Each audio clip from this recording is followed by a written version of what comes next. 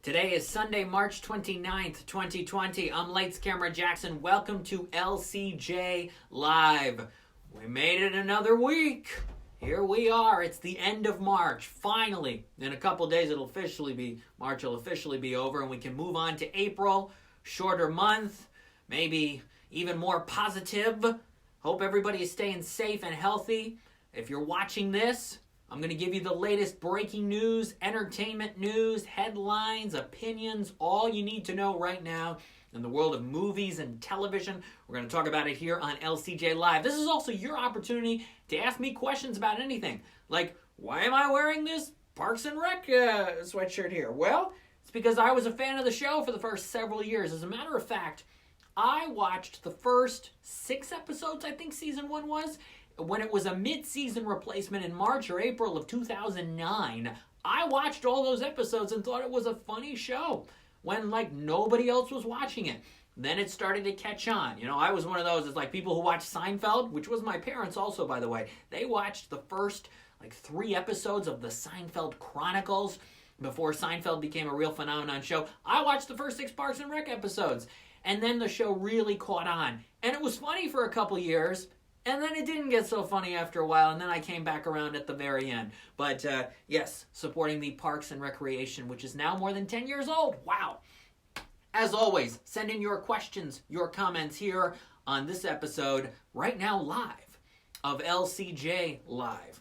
I have an elephant here because there's a new Disney nature film coming out this coming Friday, April 3rd, called Elephant. It's a new nature documentary narrated by Meghan Markle. Meghan, the Duchess of Sussex. And I watched it the other night. I'll have my review of that on Tuesday. And tomorrow I'll have my review of Dolphin Reef, another Disney nature documentary. This one narrated by Natalie Portman. 2 Disney nature docs coming out on the same day, Friday, April 3rd, this Friday, on Disney+. That is kind of unusual to happen, but here's why I think it happened. Dolphin Reef was originally supposed to come out 2 years ago in theaters as Dolphins, but Disney pulled it at the last minute. Owen Wilson was potentially the narrator. I don't know why exactly they pulled it. Maybe because some of their other films weren't doing well, but they still released Penguins last year in theaters, and it really didn't make a lot of money at all. That was narrated by Ed Helms. But they decided to pull Dolphins, retitle it Dolphin Reef, give it a new narrator in Natalie Portman, and I'll let you know my thoughts on that tomorrow. Elephant on Tuesday. And here's another elephant as well. It's about African elephants. Here is one from the World Wildlife Fund. Give what you can to any charity you feel during this time of need. Here's an elephant from the World Wildlife Fund that I received a few years back. So they do a lot of great work as well. Hey, thanks to everybody for watching my DreamWorks animation puzzle video. If you haven't seen it yet, you gotta check it out. But this is the box. Let's see how much of it I can get in here. This is the box of this limited edition 25th anniversary DreamWorks animation puzzle with hundreds of characters on it that I had the pleasure of completing the other day. And you can check out that video. It's on YouTube, my YouTube channel, Lights Camera Jackson. But you can go through the whole thing and pick out so many different characters and the celebrities who voiced all of them. NBC aired Trolls last night, which was a really smart move because 2 weekends from now, Friday, April 10th, Trolls World Tour will be opening in whatever indoor and drive-in theaters are open in the country and will be at home on demand for families to pay just $20 and watch Trolls World Tour. It's going to be a big hit. I can feel it. Can't stop that feeling because doing this at-home option was such a smart move. Such a smart move because all the theaters, most of the theaters in the country are going to be closed through April 10, probably through the end of April at this point. And DreamWorks thought, we're not gonna hold off on putting out this movie. People have been waiting 3.5 years for another Trolls movie. It's positive, it's upbeat, it's got the cast and the music and everything. We got to give something for families to enjoy during this crazy time. So I am so glad, so looking forward to seeing Trolls World Tour at home here over the next couple of weeks. Will it be the biggest movie of the year, says Sweet Boy Murphy? Well, I mean, let's talk about the money here. The box office is done for now. The box office for theaters is put on pause. depending on which movies come to at-home viewing, will depend on if Trolls is quote-unquote the biggest success of 2020 for a long period of time. Right now, you've still got the SpongeBob movie coming out in May, but that could get delayed. Wonder Woman is now in August. Christopher Nolan's film Tenet is in July.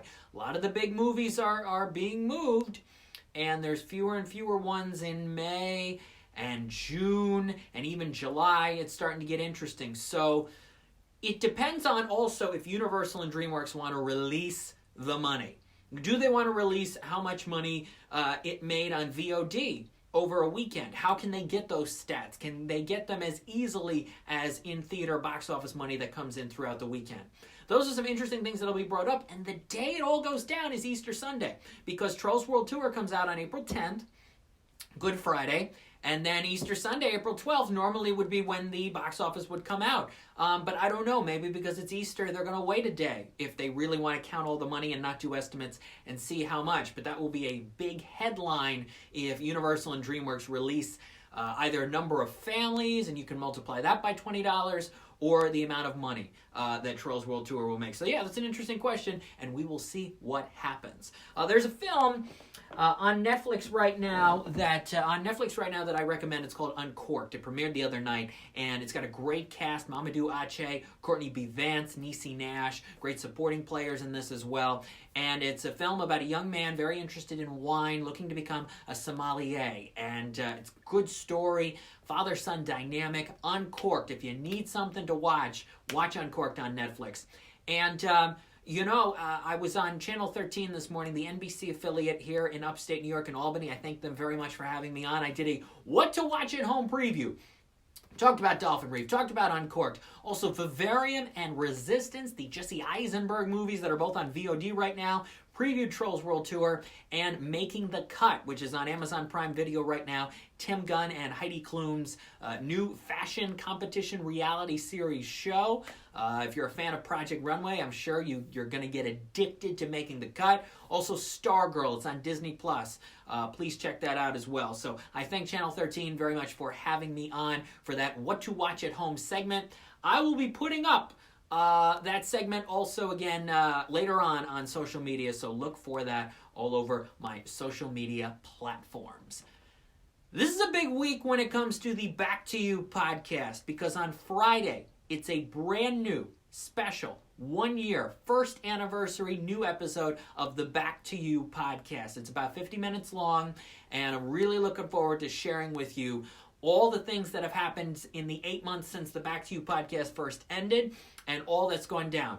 Me meeting up with Kelsey Grammer again, the reunion on Carol's second act, Patricia Heaton's show and how it's been doing and why Kelsey needed to be brought in, and the Modern Family series finale, which is next Wednesday, April 8th on ABC, a week and a half away from the end of Modern Family. Bob Hall says, keep washing your hands, LCJ. Thank you, Bob Hall. You keep washing your hands as well. Stay safe out there. So yes, Modern Family ends in a week and a half, and we'll get into more of that next Sunday here on LCJ Live, previewing what the finale could be like. I've also got a new blog piece up at lights-camera-jackson.com on game shows. So many pre-taped episodes of game shows have not been aired yet, whether it's the new Millionaire Revival with Jimmy Kimmel, the Masterminds, new game show on Game Show Network next Monday, April 6th with Ken Jennings and Brooke Burns. And also, remember that Match Game episode that I attended way back in June of last year? I think it was June 12th. Well, it still hasn't aired yet. I haven't seen it yet. So that still has to be aired. ABC has already pre-taped Match Game episodes, Pressure Luck episodes, Celebrity Family Feud episodes with Wheel and Jeopardy and other shows. Let's Make a Deal, Price is Right, that have already taped episodes to come in the next several weeks. I think game shows can semi-save network television and some cable channels as well in this coronavirus period over the next month and a half, and even into the summer. ABC does their big summer fun and games. I know Jamie Foxx's show, Beat Shazam, was going to tape some episodes after the award season wrapped because they wanted to see if Jamie Foxx was getting Oscar nominated for Just Mercy, so they wanted to give him that whole award season period of time. They taped some of those. I'm sure Fox is going to air those at some point over the summer, because You look at these reality shows like American Idol, which is now having to stretch out some episodes over the course of April before they make a decision on live shows. You got scripted shows that are saying, we're stopping for the season. Grey's Anatomy says, we're done. You know, the episode that airs April 9th is it. We're not making any more for the year. You got a lot of shows that are probably going to do that over the next several weeks, and so the networks need the programming to fill. There are certain cases of certain shows like Man with a Plan on CBS and Broke, new comedies coming this Thursday, that were intentionally to be brought in for this period of time and may have, 10 episodes in the can, something like that, to air. So it is a real guessing game. It is a real strategy game as far as what the networks are going to air, and I think game shows could really do a lot because they're already taped. All they have to do is the post-production. And if they can do the post-production, people at home, then they can pull it off. There's some reality shows, other comedy shows. Last OG is still, I believe, supposed to start on April 7th on TBS. So what is that, next Tuesday? With a season of that. I think game shows could do really well during this period of time. And anything that was already pre-taped, pre-produced, the networks are just going to have to air them over these next several weeks and months, and we will see how they do. But when it comes to that Back to You podcast, Friday, this special brand new first anniversary episode, exclusive stories, exclusive insights. You are not going to want to miss this. So check that out on Friday. All right, so the big movies this week are the Disney nature films. There's some smaller movies coming out. If you want to listen to the latest episode of the Too Fast, Two Films podcast, it's Mike Sargent and myself, and we cover Vivarium, which is that sci-fi movie with Jesse Eisenberg, and we talk about Uncorked. It's the fastest movie review podcast out there. We go through 2 movies each week in just about 5 minutes. And last week, we actually did an episode a couple minutes longer talking about the impact of the coronavirus on the movie industry and some exclusive stories and insights on that. So go to toofast2films.com. You need a new podcast to listen to? Check out toofast2films.com. The folks at Hulu sent me the links to the first 4 episodes of this new animated show called Solar Opposites from Justin Roiland, the guy behind Rick and Morty. So I watched the first one of that. I'm going to watch a couple of the more of the episodes. That does not premiere until May 8th, but I thank the folks at Hulu for sending me those early.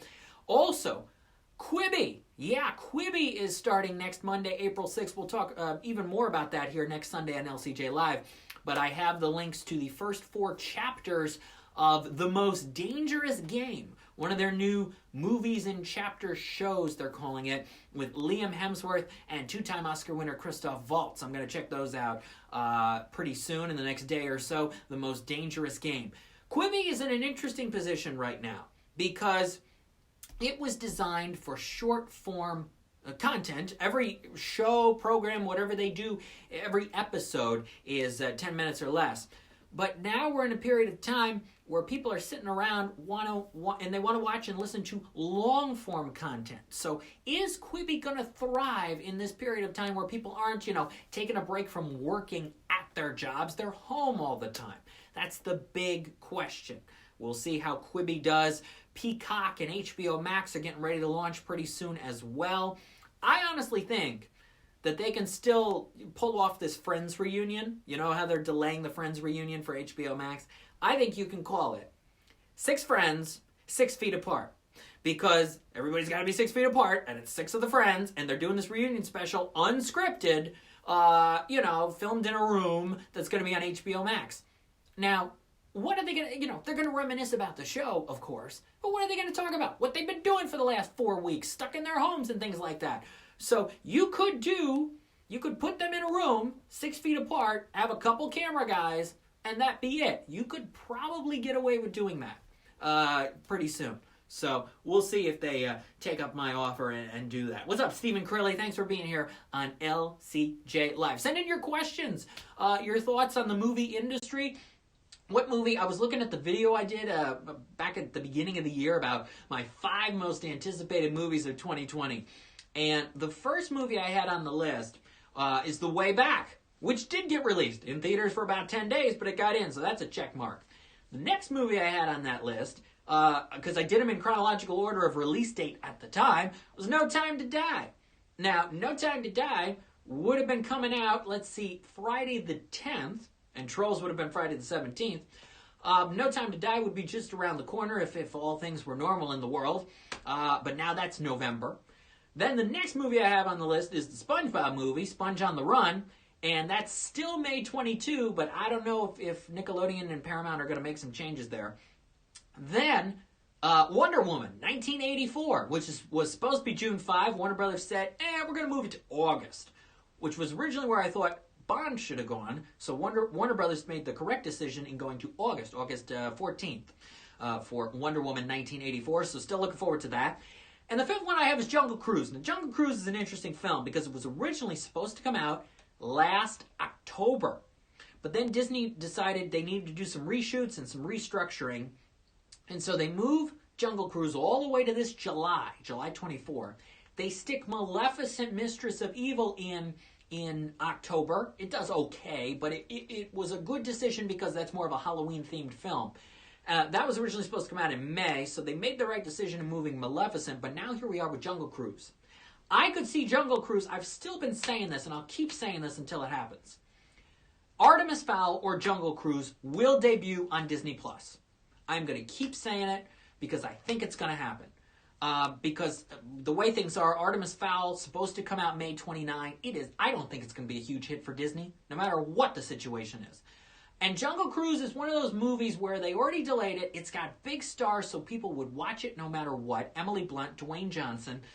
And if the theaters are closed and they just want to get this movie out and over with, they're going to put it on Disney Plus or video on demand. So I would expect one of those two or both of those two. That will still happen. The movie Disney will hold out for as long as they can, because they've already delayed Black Widow, is Soul. And they could do some things with Soul because it's the Pixar movie. They'll want it to be the best animated feature frontrunner. They're going to want it in theaters. I don't see that ending up on Disney Plus. I don't. I don't see that ending up on VOD as a first run, to do that. What could end up happening is if the Disney Animation Studios film called Raya and the Last Dragon, if production gets behind on that, and that was supposed to come out in Thanksgiving, they will move Soul to Thanksgiving and then move Raya and the Lost Dragon, or the Last Dragon, to 2021. That if Soul cannot come out in June, that is what will happen. I really think so. Because they'll want the holiday money for Soul. That's my gut feeling. If it doesn't stay in June, because they will want this Pixar film to be in theaters. Now, they just did all this big hoopla for Onward. Yes, I know. After 10 days of pulling it, they immediately stuck it on VOD, immediately stuck it on Disney+. But, I don't know. It's not the most sophisticated Pixar film, and I think they have a lot riding on Soul to do a lot of things. So, that's what I'm feeling right now. But again, it is such an unpredictable time. Anything can happen. You never know, and we'll see. I think there'll be some more big movie release date announcements coming this week. If you want to keep up with the latest ones, follow me on Twitter at LCJ Reviews, Instagram at LightsCamJackson, and that website is lights-camera-jackson.com. New piece tomorrow at animationscoop.com. I interviewed the creators of this new Nickelodeon animated series premiering next Monday, April 6th. A lot of stuff happening next Monday. It's called Ollie's Pack, and so I interviewed the creators of that. It's a show about kids and this monsterverse that comes through a backpack, and all these monster creatures come to Earth, but you got to keep the monsterverse inside and things like that. And they do, in the first episode, a satire on superhero movies. And there's some really sharp things. A lot of shows have done satires on superheroes, whether it's Shaun the Sheep and The Simpsons recently, but there's some good gold nugget stuff in this Ollie's Pack episode as well. So check out my conversation on animationscoop.com tomorrow with the creators of Ollie's Pack. All right, next Sunday when we're here, we will talk about more about these Disney animation films. We'll talk about Trolls World Tour. We'll preview that. We'll preview the series finale of Modern Family. And we'll talk about Who Wants to Be a Millionaire coming back. And the Back to You podcast. New episode will officially be out there this Friday. Don't forget, April 3rd. Look for that. I'm Lights Camera Jackson. Thank you for watching this episode of LCJ Live. I hopefully will be back here next Sunday at 12 p.m. Eastern Live. Hopefully you will be as well. Stay safe, stay positive, stay healthy. Flip over those calendars on Wednesday. It'll be April 1st, and it'll finally be April. We'll head into the second quarter of 2020. It's been a big, unpredictable, wild first quarter. Let's see if we can shake things up and have a successful second quarter of 2020. Bye-bye, everybody. Thank you for watching.